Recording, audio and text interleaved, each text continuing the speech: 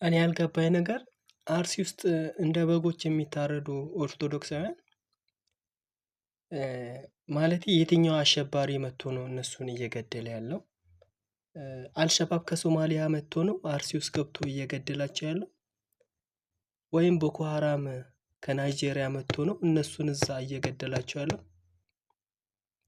ወይም አይኤስአይኤስ የሚባለው አሸባሪ ከኢራቅ መጥቶ አርሲ ውስጥ ገብቶ እየገደለ ያለው?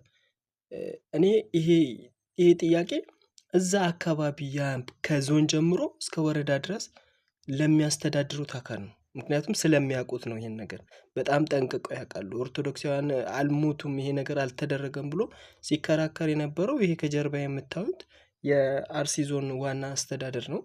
እሱ ነበረ ሲከራከር። ስለዚህ በጣም ያውቃሉ፣ ጠንቅቀው ያውቃሉ። ይሄ ነገር ማን እንደሚሰራ በጣም ያውቁታል። ጠንቅቀው ያውቃሉ።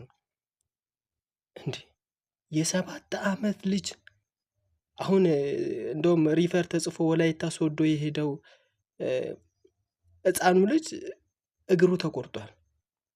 ማን ነው ይሄን ነገር እያደረገ ያለው?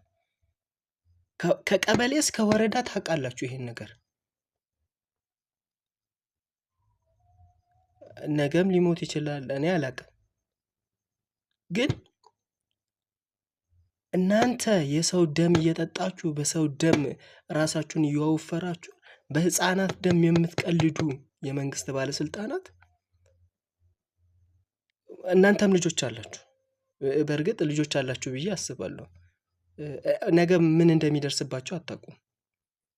ግን ይህን ነገር ማን ነው እየፈጸመ ያለው? ህሊናችሁ ያውቃል።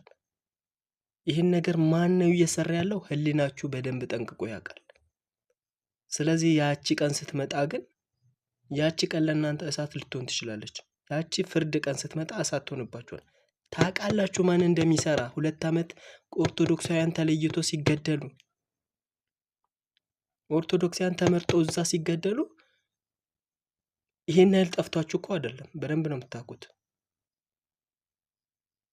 ስለዚህ የህሊና ቁስል እንዳይሆንባችሁ ነው።